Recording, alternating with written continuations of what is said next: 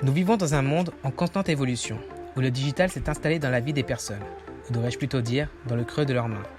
Envoyer des SMS, consulter ses mails, aller sur les réseaux sociaux, la communication de l'information est devenue tellement facile grâce à Internet.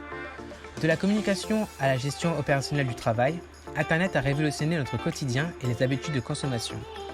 En effet, le développement massif de ce réseau a permis l'émergence d'un nouvel acteur, le e-commerce.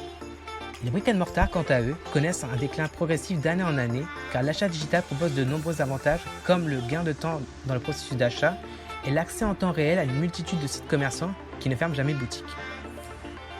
Rien que le fait d'avoir un smartphone à la main vous pousse à l'achat. En un clic, vous achetez. C'est aussi simple que ça. Preuve à l'appui.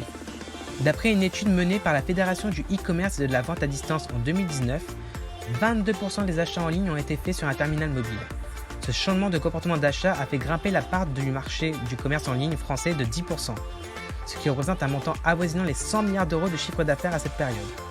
Au grand désespoir des magasins physiques qui voient leurs clients déserter un par un. Informations condensées sur un produit, possibilité d'achat instantané, personnalisation de la commande, suivi de la commande.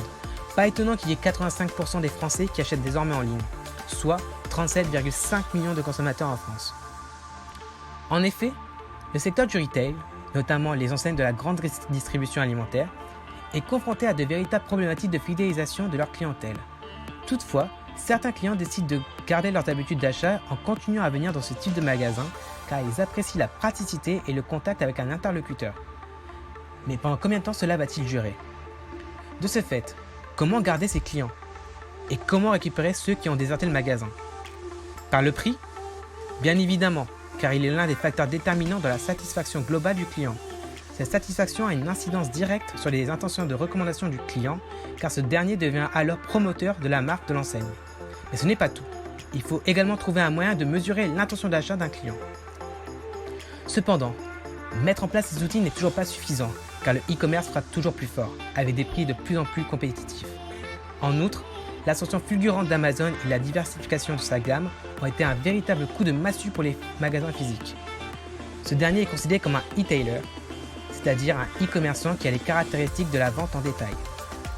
Cette prise de conscience de l'impuissance des magasins physiques face à un contexte compétitif intense m'a amené à réfléchir à des nouvelles méthodes de fidélisation que pourraient employer les anciennes de la grande distribution.